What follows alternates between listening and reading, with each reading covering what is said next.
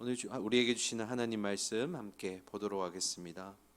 이 복된 시간에 주시는 하나님 말씀 신약 성경 베드로 후서 2장 17절부터 22절까지 말씀입니다.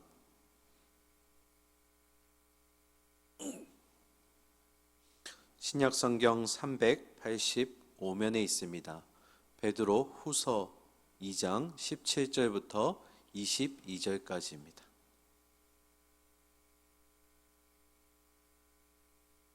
다 찾으신 줄 알고 함께 교독하실 텐데요. 제가 17절 먼저 읽겠습니다. 이 사람들은 물 없는 샘이요 강풍에 밀려 가는 안개니 그들을 위하여 캄캄한 어둠이 예비되어 있나니 그들이 허탄한 자랑의 말을 토하며 그릇되게 행하는 사람들에게서 겨우 피한 자들을 음란으로서 육체의 정욕 중에서 유혹하는도다. 그들에게 자유를 준다 하여도 자신들은 멸망의 종들이니 누구든지 진 자는 이긴 자의 종이 됨이라. 만일 그들이 우리 주 대신 구주 예수 그리스도를 알므로 세상의 더러움을 피한 후에 다시 그 중에 얽매이고 지면 그 나중 형편이 처음보다 더 심하리니 의의 도를 안 후에 받은 거룩한 명령을 저버리는 것보다 알지 못하는 것이 도리어 그들에게 나으니라. 참된 속담에 이르기를 개가 그 토하였던 것에 돌아가고 돼지가 씻었다가 더러운 구덩이에 도로 누웠다 하는 말이 그들에게 응하였도다. 아멘. 추운 날씨 속에도 새벽에 자리 지켜주심에 감사드립니다. 돌아가실 때 하나님 말씀에 은혜가 또 메시지가 오늘 하루를 살게 하는 힘으로 또 남기를 소망합니다. 2장부터 시작되었던 거짓 교사들, 오늘 그 결론인데요. 이 거짓 교사들은 어떻게 최후를 맞이하게 될 것인가에 대해서 우리가 말씀을 통해서 함께 나누도록 하겠습니다. 먼저 17절인데요. 17절에 보시면 거짓 교사의 정체가 무엇인지에 대해서 두 가지 비유를 통해서 우리에게 알려주고 있습니다. 17절 함께 보실까요? 이 사람들은 물 없는 샘이요 광풍에 밀려가는 안개니 그들을 위하여 캄캄한 어둠이 예비되어 있나니. 자, 이 사람들은 바로 방금 말씀드렸던 거짓 교사들을 이야기합니다. 첫 번째로 이 거짓 교사들의 비유는 바로 물 없는 샘이라는 겁니다. 여러분, 우리가 샘을 찾는 이유가 뭐죠? 목마르기 때문에, 갈증을 느끼기 때문에 이 목마름을 해결하기 위해서 가는 이유가 샘으로 가는 이유입니다.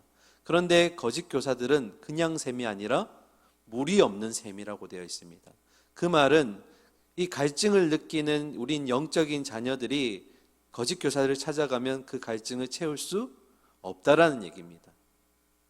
거짓 교사들은 말씀을 전하는 것처럼 보이지만 그 속에 가장 중요한 예수 그리스도가 없다라는 겁니다. 그래서 그들은 성경을 자의적으로 해석하고요, 자기 마음대로 해석해서 그들에게 유리한 방편으로 이끌어 간다는 겁니다. 그래서 첫 번째로 거짓 교사들은 우리의 영적인 갈증을 채워줄 수 없는 뭐라고요? 물 없는 샘과 같다. 이게 베드로의 첫 번째 비유고요.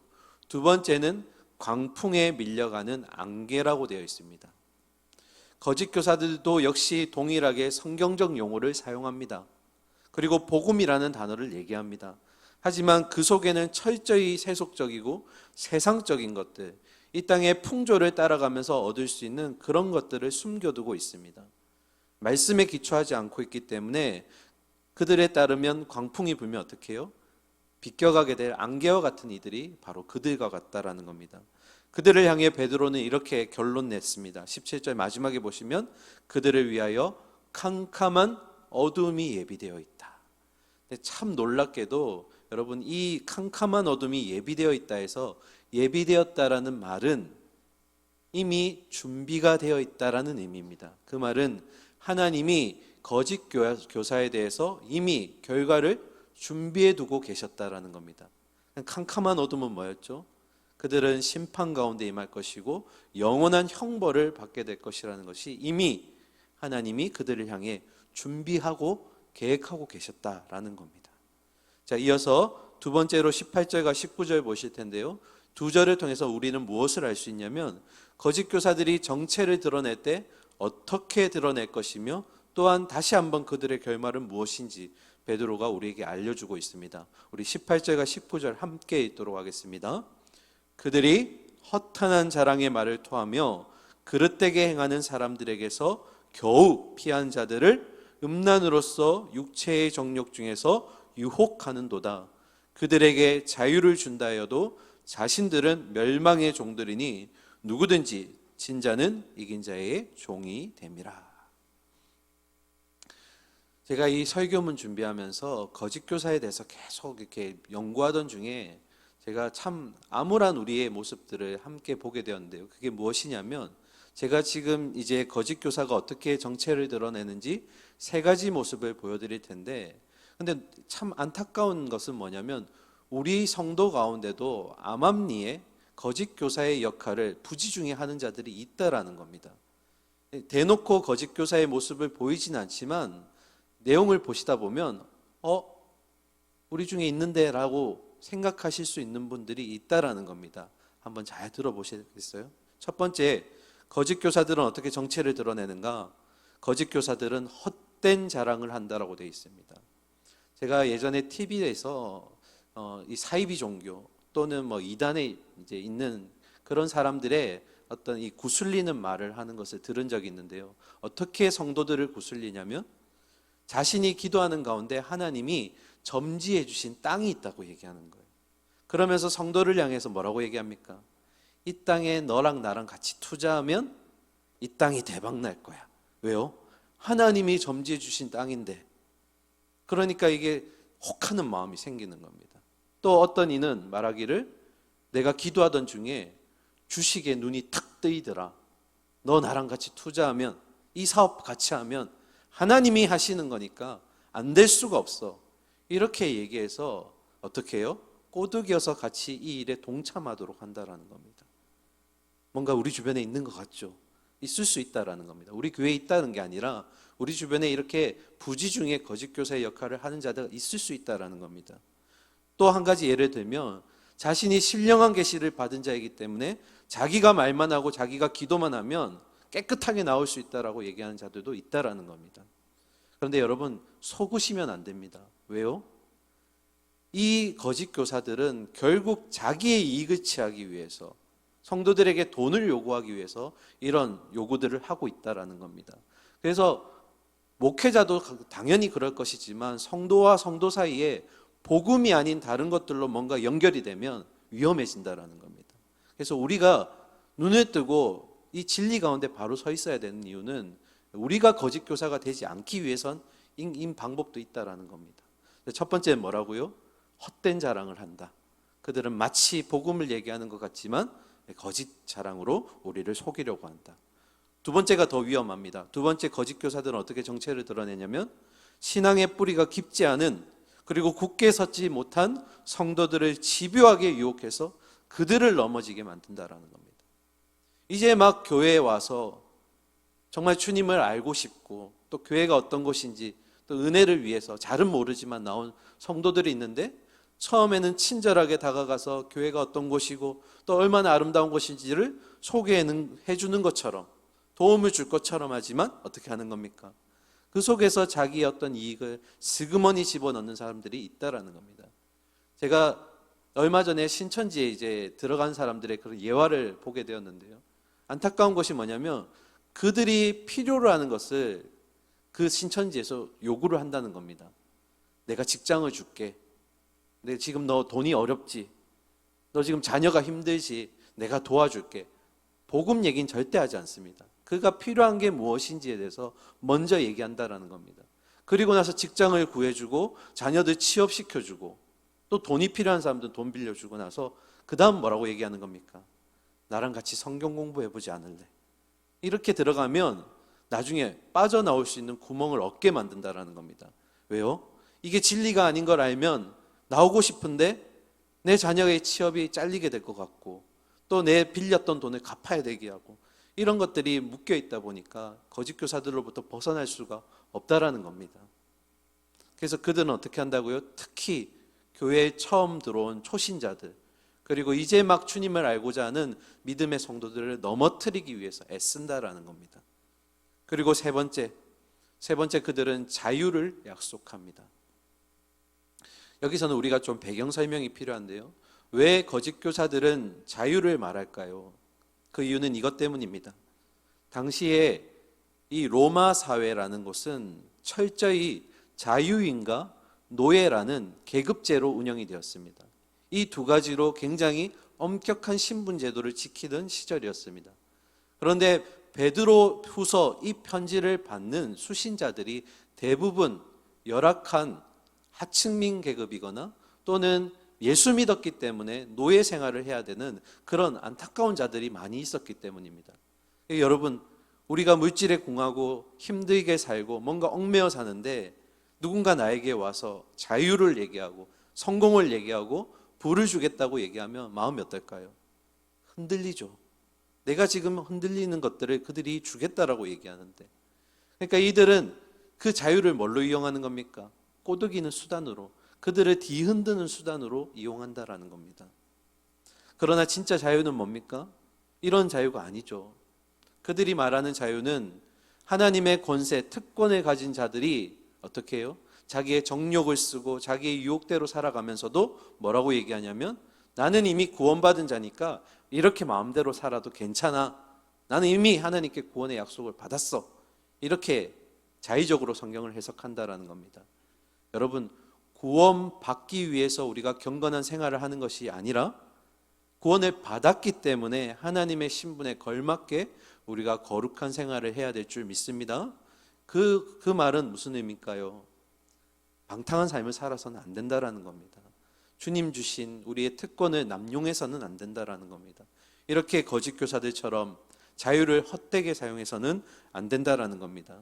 그래서 베드로는 우리가 읽었던 19절 말미에 뭐라고 했냐면, 거짓 교사들의 최후가 멸망의 종들, 이긴 자의 종이 될 것이라고 얘기하고 있습니다. 성도들을 유혹해서 자신의 불을 채우고 마치 세상에서는 그래서 성공한 자처럼 보일지 모르지만 복음의 진정한 자유 앞에서 그들은 진자라는 겁니다. 그러면 뒤집어서 얘기하면 성경은 여러분과 저를 향해서 이긴 자라고 얘기합니다. 뭐라고요? 이길 것이다가 아니고, 이기고 있다가 아니고 뭐라고요? 이미 우리는 이긴 자라고 얘기하고 있습니다. 그러면 어떻게 이긴 자라고 얘기할까요? 이 싸움이 어떤 싸움일까요? 우리가 무슨 싸움에서 이겼길래 이겼다라고 얘기할까요? 그것은 우리가 피 흘리면서 벌이는 그런 전투나 아니면 원형 경기장에서 말하는 그런 전투가 아니라, 당시에는 로마와 같은 거대한 종교, 정치, 사회, 문화 집단, 이런 세상의 세력으로부터 교회가 또는 성도가 우리가 싸움을 걸어올 때 우리가 어떻게 이길 수 있는가를 보여준다라는 겁니다. 그런 싸움을 얘기하는 겁니다. 그러면 이제 질문할게요. 우리가 어떻게 이긴 자라는 타이틀을 얻게 되었을까요? 답은 예수 그리스도입니다. 우리에게 있는 것이 아니라 누구 때문에요? 예수 그리스도 때문에 우리는 이겼다라고 얘기할 수 있다라는 겁니다. 말씀을 한번 보실까요? 요한복음 16장 33절입니다. 우리 화면 보면서 같이 읽겠습니다. 이것을 너희에게 이르는 것은 너희로 내 안에서 평안을 누리게 하려 함이라. 세상에서는 너희가 환난을 당하나 담대하라. 내가 세상을 이겼노라. 할렐루야. 아멘. 예수님이 이기셨습니다. 죽음 가운데서, 사망과 어두움 가운데서 부활하셨고, 그리고 지금은 저 하늘 보좌 우편에서 우리가 이길 수 있도록 힘주신다라는 겁니다. 우리는 이미 예수 그리스도를 통해 이긴 자의 삶을 살아야 한다라는 겁니다. 그래서 그런 거짓 교사들로부터 유혹받지 않고 또 세상의 더러움과 썩어짐의 그런 강력함을 우리가 이겨낼 수 있고 승리할 수 있는 이유는 바로 예수 그리스도가 이미 승리하셨기 때문입니다. 자, 마지막 우리 말씀 20절과 21절 보겠습니다. 만일 그들이 우리 주 대신 구주 예수 그리스도를 알므로 세상의 더러움을 피한 후에 다시 그 중에 얽매이고 지면 그 나중 형편이 처음보다 더 심하리니, 의의 도를 안 후에 받은 거룩한 명령을 저버리는 것보다 알지 못하는 것이 도리어 그들에게 나으니라. 여러분, 제가 조금 무겁게 얘기했는데요, 옛말에 보면 이런 말이 있습니다. 노년이 아름다우면 그 인생이 아름답다. 뭐가 아름다우면요? 노년이 아름다우면 그 인생이 아름답다. 이걸 우리의 신앙에 적용하면 어떻게 될까요? 우리의 신앙의 처음보다 언제가 더 중요하다고요? 나중이 더 중요하다라는 겁니다. 그런데 지금 20절과 21절은 뭐라고 얘기하냐면 처음 우리가 예수를 알고 믿었을 때보다 중간에 그런 거짓 교사들의 유혹에 빠지게 되고 다시 우리가 옛 모습으로 돌아가게 된다면 20절 말미에 보면 뭐라고 되어 있습니까? 그 나중 형편이 뭐라고요? 처음보다 더 심해질 것이다. 이 말은 우리가 예수를 믿고 나서 일부러 다시 그 자리로 돌아가게 된다면, 다시 옛 모습으로 찾아가게 된다면 다시는 이제 회개할 기회조차 없다라는 겁니다. 이 말을 히브리서 기자는 이렇게 얘기합니다. 10장 26절과 27절인데요. 우리가 진리를 아는 지식을 받은 후에 뭐라고요? 짐짓이 뭐냐면 고의적으로 죄를 범한 즉 다시 뭐하는 제사가 없다고요? 속죄하는 제사가 없다. 그리고 27절에 오직 무서운 마음으로 심판을 기다리는 것과 대적하는 자를 태울 뭐만 있다고요? 맹렬한 불만 있다. 그러니까 우리가 예수를 알고 예수님에 대한 어떤 그런 놀라운 은혜를 경험했음에도 불구하고 다시 세상으로 돌아간다면 더 이상 기회가 없다라는 겁니다. 나중 형편이 지금보다 더할 것이다. 사랑하는 우리 성도님들, 더욱더 믿음이 자라나가야 될 줄 믿습니다. 성장해가는 믿음이 되어야 됩니다. 우리가 조금 더 믿음이 성장하면 성장할수록 사탄 마귀의 유혹이 더욱더 심해집니다. 그럴수록 더욱더 말씀으로 기도로 무장하셔야 됩니다. 내가 조금만 연약해지면 언제든 사탄은 우리를 유혹한다라는 것입니다. 우리의 연약한 부분을 찌른다라는 것입니다. 자, 22절 볼까요? 참된 속담에 이르기를 개가 그 토하였던 것에 돌아가고 돼지가 씻었다가 더러운 구덩이에 도로 누웠다 하는 말이 그들에게 응하였도다. 참된 속담을 지금 이용한 건데요, 베드로가. 그런데 마지막에 보시면 그들에게 응하였도다 라고 되어 있습니다. 그 말은 어떤 의미냐면 지금 이 속담을 거짓 교사들에게 지금 던진 건데 이 속담이 그들에게 탁 맞다라는 겁니다. 이 속담이 그들에게 응하였다는 것은 이 속담이 거짓 교사들에 대한 내용이 탁 적합하다라는 겁니다. 그럼 이 속담의 내용이 뭘까요? 개가 그 토하였던 것에 돌아가고 돼지가 더러운 구덩이에 도로 누웠더라. 유대인들에게 있어서 부정한 동물, 가장 부정한 동물들이 바로 개와 돼지입니다. 근데 왜 베드로가 이 돼지와 개를 끄집어냈냐면 거짓 교사들이 마치 이와 같다라는 겁니다. 이 부정한 동물들처럼 같다라는 겁니다. 그러면 개가 토하였던 것에 돌아가고 돼지가 더러운 구덩이에 돌아갔다는 건 어떤 의미입니까? 그들은 진리를 분별할 줄 모른다라는 겁니다. 그리고 더러움에 늘 함께하고 있다라는 겁니다. 성령의 거듭난 자들이 아니기 때문에 그들은 언제든지 세상의 더러움으로 우리를 더럽게 만들 수 있다라는 겁니다. 사랑하는 우리 성도님들, 여기서 우리 마지막으로 우리에게 주는 진정한 복음의 자유가 무엇인가 생각해 보기를 원합니다. 우리에게 진짜 주신 하나님의 자유는 무엇일까요? 복음이 주는 자유란 이 세상으로부터 주는 그런 일시적이고 가시적인 것이 아니라 누구요? 예수 그리스도의 부활하심으로 말미암아 죄와 사망과 어둠의 권세로 가득한 이 세상에서의 종노릇으로부터 해방되어서 썩지도 쇠하지도 더럽지도 않은 하나님 나라를 소유한 것이 바로 우리에게 진정한 복음이 주는 자유라는 겁니다.